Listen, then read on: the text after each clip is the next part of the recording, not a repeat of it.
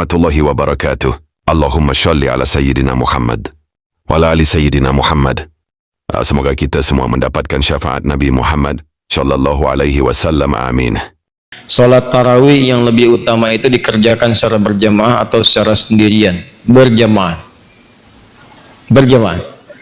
Dalilnya pertama dalil umum, salatul jamaati afdhalu min salatil fardhi bi 27 darajah. Salat berjamaah lebih utama daripada salat sendirian dengan pahala 27 rakaat. Yang kedua, perbuatan Nabi itu sesungguhnya memuliakan salat jamaah. Maka Nabi ke masjid hari pertama orang makin banyak, ke masjid kedua orang tambah banyak, ke masjid ketiga tambah banyak lagi. Karena semakin banyak, besoknya Nabi ke masjid. Subuh-subuh Nabi keluar mengatakan, aku tahu kalian tunggu-tunggu aku tadi malam. Kalau aku melihat kalian banyak beribadah ke masjid, aku khawatirkan ini kemudian dijadikan wajib oleh Allah Subhanahu wa taala. Karena sifat Allah pencemburu. Begitu orang-orang sudah senang dengan ibadah, Allah tidak ingin orang berbelok kepada dunia lagi. Nah, itu di antara sifat kemuliaan Allah Subhanahu wa taala. Maka dari itu kemudian Nabi putuskan selanjutnya di rumah. Alasan ke rumahnya bukan ingin sendirian, tapi untuk menghindari jadi beban untuk umatnya. Maka ulama menyimpulkan dalam kaidah usul fiqih dari kondisi ini, yang pertama menyimpulkan bagus, Umar bin Khattab. Di zaman Umar disimpulkan, oh dilihat nih kenapa orang pada ke masjid masing-masing, ada yang masing-masing, ada yang jamaah di sini. Awal Umar disatukan, laki-laki diberikan imam sepulan, perempuan diberikan imam sepulan, terpisah kemudian jadikan berjamaah, semua menyatu. Dari masanya Umar itulah kekinian sampai sekarang berjamaah. Jadi kalau bisa berjamaah itu diutamakan dibandingkan dengan sendirian. Sholat yang disebut dengan qiyam. Sifat Nabi saat qiyam itu tenang, nyaman, berhenti sejenak di setiap 2 rakaat, berhenti, baca doa. Allahumma innaka afuwun tuhibbul afwa fa'fu anni. Allahumma innaka afuwun tuhibbul afwa fa'fu anni. Ya Allah, engkau mencintai orang-orang minta maaf. Engkau maha pemaaf, maka aku mengakui aku banyak salah. Aku minta maaf ya Allah, aku minta ampuni dosaku, minta. Anda ingat-ingat dosa-dosa Anda, mumpung Ramadan, minta. Dosa pada ayah, dosa pada ibu, dosa pada tetangga, dosa pada kerabat. Astagfirullah. Mengalir air mata Anda, maka berlaku hadis Al-Bukhari nomor hadis 37. Man qama ramadhana imanan wa ihtisaban ghufira lahu ma taqaddama min dhanbi. Siapa yang menunaikan qiyam Ramadan kemudian dia lakukan karena Allah, mencari pahala, dia bertobat di sela-selanya. Begitu tobat, jatuh air matanya, diampuni semua dosa-dosanya, gugur semuanya. Maka bacaan Nabi bergetar kepada jiwa. Salatnya tenang, istirahatnya setiap 2 rakaat. Ketenangan yang melahirkan kedamaian dalam jiwa berpengaruh kepada ruh.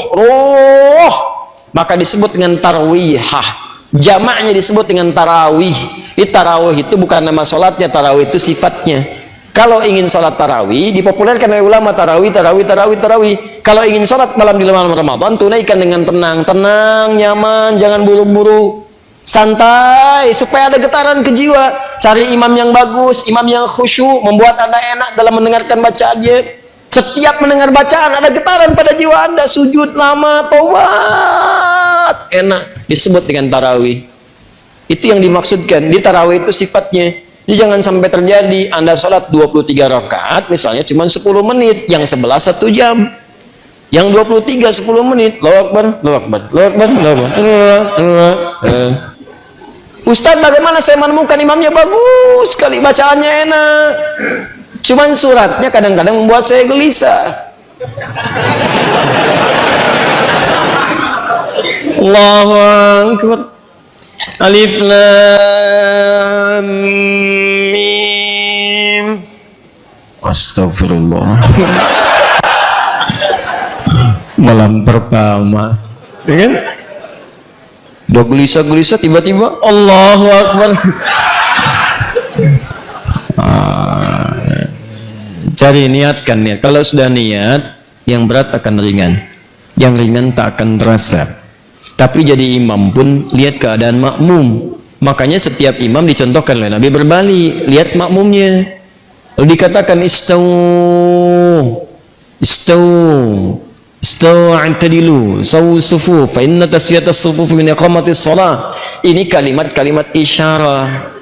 Dalam hadis itu, dalam bahasa fikih terdapat 2 tuntunan. Ada kalimat namanya haqiqah. Kalimat haqiqah itu langsung diucapkan sesuai dengan bahasanya, jangan dirubah-rubah. Kalau Arab sudah jangan dirubah. Seperti adzan itu sudah haqiqah, kalimatnya seperti itu. Tauqifi, Sudah diberikan langsung, jadi jangan dirubah-rubah, jangan diterjemahkan. Kalau diterjemahkan perasaan ke hati nggak nyaman, kedengarannya nggak enak. Allahu Akbar, Allahu Akbar. Ke hatinya enak. Ada getaran di jiwa. Bahkan terasa yang di Quran surah 8 ayat ke-2 itu terasa. Al-Anfal ayat 2, innamal mu'minuna alladzina idza dzukirallahu wajilat qulubuhum. Orang-orang beriman itu kalau disebut nama Allah bergetar jiwanya. Begitu dengar suara adzan ada getaran di jiwa. Kalau coba Anda terjemahkan, getaran jiwa itu hilang. Allah Maha Besar, Allah Maha Besar. Betawi roba, Tuhan gua gede, Tuhan gua gede. Ke Bandung, Allah nu agung, Allah nu agung. Gak ada getaran di jiwa. Sama, bacaan Quran juga begitu. Jadi kalau Anda mampu membaca Quran, baca dengan Qurannya. Terjemahan itu cukup baca dalam hati, lihat. Berusaha untuk baca, pahala banyak. Bahkan nama surat-surat pun dibacakan dalam bacaan Arabnya, walaupun ada terjemahan. Nggak bisa dia dibacakan dalam terjemahannya, walaupun ada terjemahannya, nggak akan enak Anda.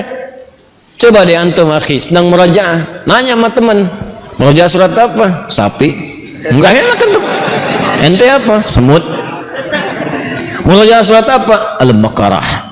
Masya Allah. Antum apa? An-Naml. Lain, getaran kejiwaannya beda. Dia lagi ngapain? Murajaah, baca Quran, surat apa? An-Nisa. Tuh. Beda. Baca surat apa sih itu? Surat Mama. Mama. Lain kan?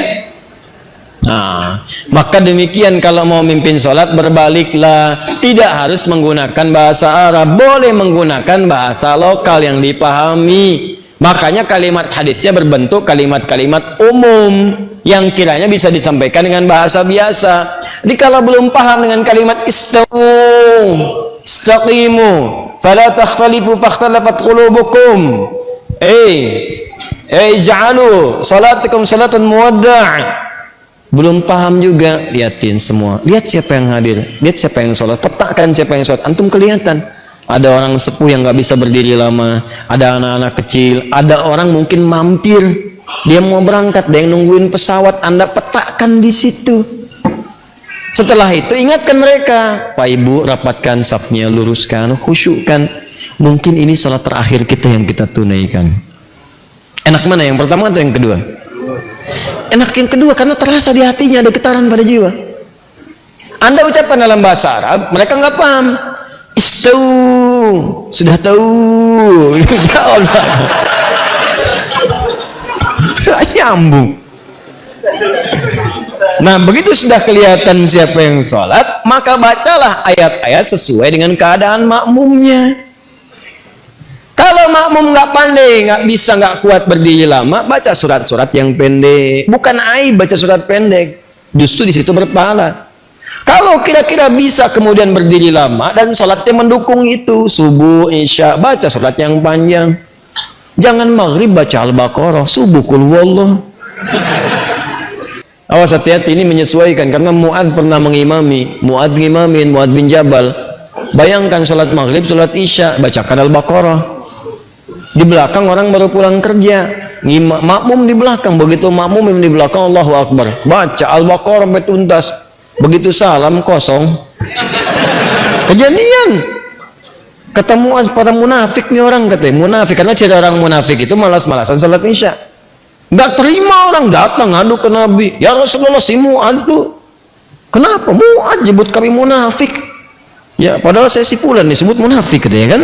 Baik, sebut misal. Setelah itu dipanggil Mu'adz, jadi klarifikasi. Ini klarifikasi, kalau ada yang kurang tepat klarifikasi. Mu'adz, apakah benar kamu mengimami baca Al-Baqarah? Benar ya Rasulullah. Kenapa kamu baca itu? Saya kan contoh Anda.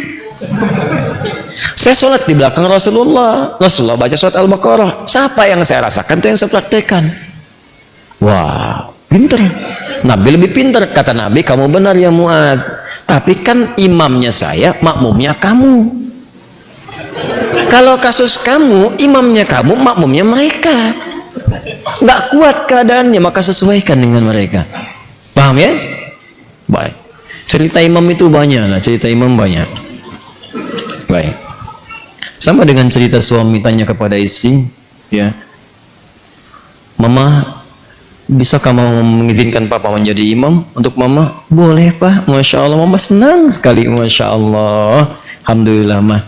Kalau imam harus ada berapa mah? Harus satu imam tuh, nggak boleh banyak. Kalau makmum boleh dua, boleh.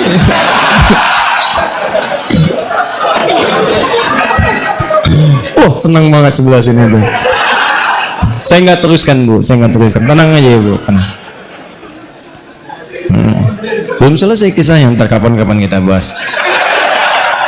Apakah ketika kita bertobat dengan sungguh-sungguh, benda, tempat, apapun yang pernah kita pakai, kita kunjungi dan bersaksi jika sudah pernah membawa atau digunakan untuk keburukan? Maksudnya, kalau Anda pernah bermaksiat, atau orang lain lah, jangan Anda, kalau seorang pernah berbuat maksiat di satu tempat atau menggunakan satu benda, apakah kalau bertobat benda itu dan tempat itu akan bersaksi lagi di hari kiamat akan maksiat yang pernah dikerjakan? Terkait dengan benda yang akan bersaksi, ada ayatnya, bahkan tubuh kita juga ada. Di surah Yasin jelas, al-yawma nakhtimu ala afwahihim wa tukallimuna aydihim wa tashhadu arjuluhum bima kanu. Baik. Jadi mulut itu dikunci, yang bicara itu tangan bersaksi. Ya sekarang di dunia aja tangan udah bisa bersaksi. Awas, sidik jari itu kan tangan, udah bisa bersaksi. Siapa pelakunya? Yang megang gelas ada sidik jarinya di sini, kan? Hati-hati. Kaki juga demikian, tangan, kaki, semua bicara. Sekarang bicara udah kelihatan, apalagi di akhirat langsung bicara tangannya, langsung bicara. Ya Allah, saya digunakan si fulan begini, begini, begini, begini, begini. Nanti tempatnya juga mengatakan. Kalau dipijak oleh kaki, kaki bicara. Kalau dipegang tangan, itu benda bicara yang dipegang tangan. Apa ayatnya? Jelas, antum hafal ayatnya.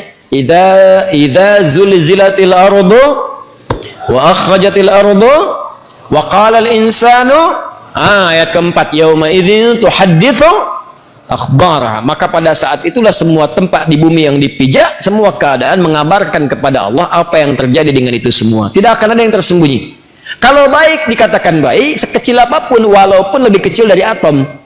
Ya, wa may ya'mal mithqala dzarratin khairan yarah. Kalau buruk ditampakkan, wa may ya'mal mithqala dzarratin syarran yarah. Keburukannya ditampakkan, semua bendanya bicara. Bicara. Hati-hati. Bicara.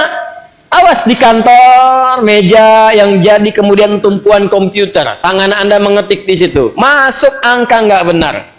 Sesuatu yang curang. Angkanya berubah. Hati-hati, salah. Anda dapat gaji berubah, gaji 172, hilang satunya, 72-nya muncul. Ya, hati-hati. Gaji 53, 53-nya tertulis tambah 5 lagi misalnya kan. Nah, itu nggak benar. Nanti itu akan bersaksi, tangannya bicara, komputernya bicara, semua bicara. Dan memberatkan timbangan Anda di akhirat nanti dalam keburukan. Semua.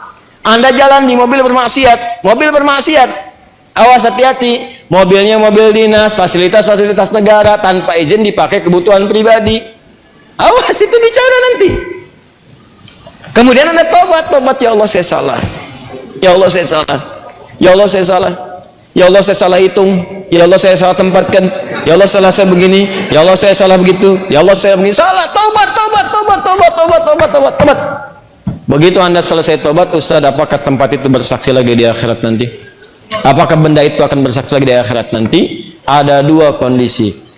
Kondisi pertama, tobatnya bila diterima oleh Allah, gugur semua kesalahannya. Tapi Anda akan berhadapan dengan Allah sendirian. Ditutup semua. Anda berhadapan dengan Allah sendirian. Nah, saat ditutup inilah teman-teman sekalian, disampaikanlah semua benda-benda bersaksi kepada Anda. Ditampakkan.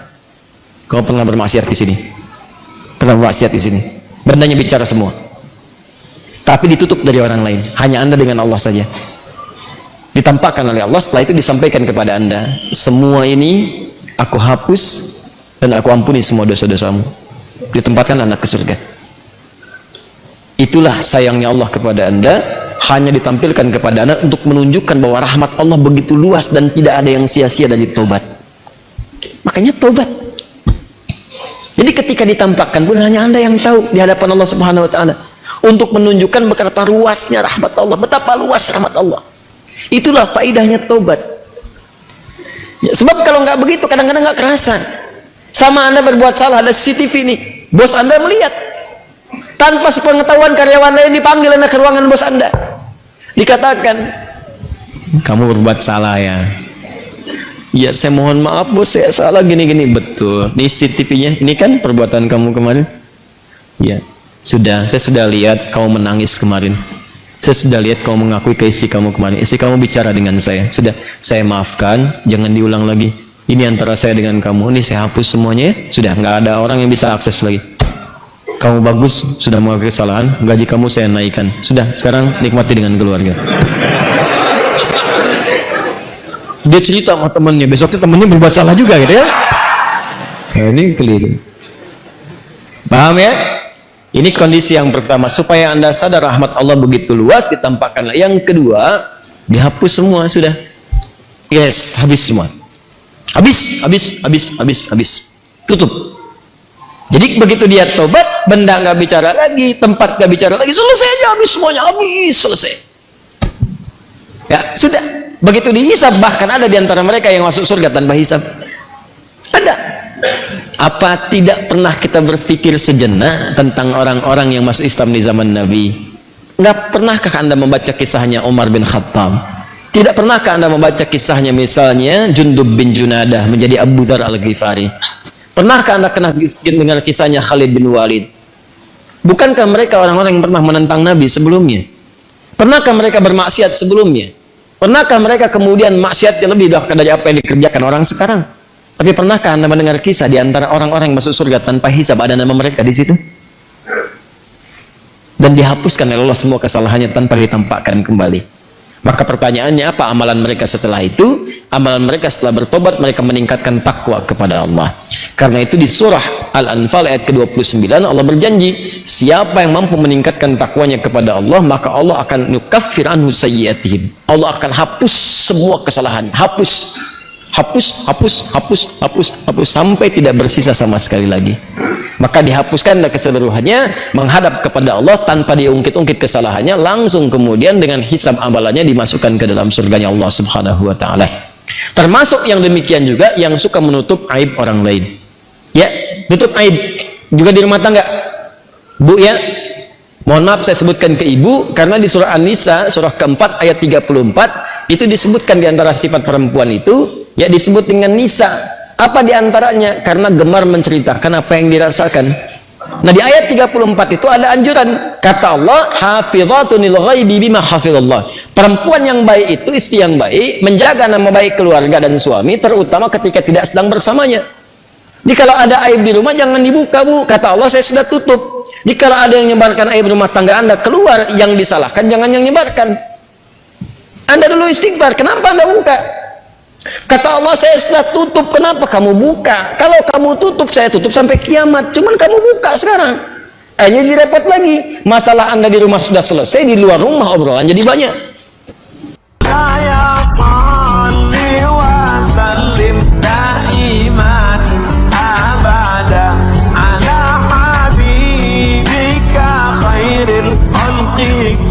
Assalamualaikum warahmatullahi wabarakatuh. Allahumma sholli ala sayyidina Muhammad wa ala ali sayyidina Muhammad.